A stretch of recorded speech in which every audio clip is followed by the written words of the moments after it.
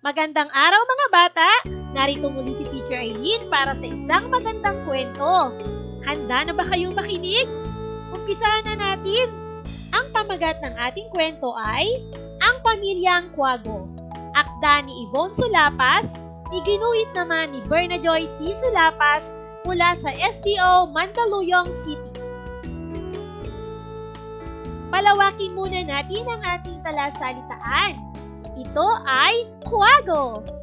Owl sa English. Mayroon itong malalaking mga mata. Alam niyo ba na tulog ito sa umaga at gising sa gabi?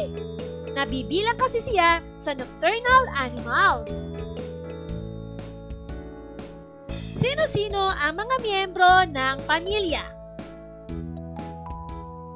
Sa kwento natin ngayon, ano-ano kaya ang ginagawa ng pamilya ng magkakasama? Alamin natin. Ang pamilyang quago.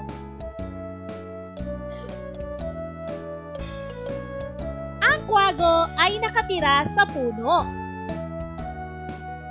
Sila ay tulog sa umaga.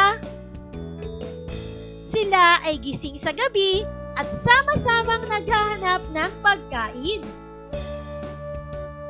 Sama-sama ang buong pamilya na nagpapahinga sa isang sanga. O mga bata, sa ating kwento, sino-sino ang magkakasama sa puno? Ito ang Tatay Quago, Nanay Quago, at mga anak na quago. Ano-ano ang kanilang mga ginagawa ng sama-sama? Sila ay sama-samang naghahanap ng pagkain at sa oras ng pahinga ay sama-sama rin silang nagpapahinga sa isang sanga. Nawa ay nagustuhan nyo ang ating kwento ngayong araw mga bata.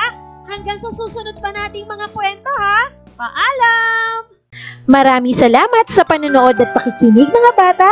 Nawa ay masaya at marami kayong natutuhan. Huwag din kalilimutang i-share at i-like ang ating mga video lessons para mas marami tayong natututo.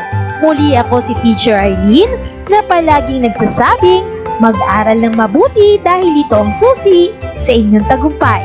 Paalam! Keep safe everyone! Mwah! For more educational videos, please do like, share, and subscribe to Teacher Aileen's YouTube channel! Bye-bye!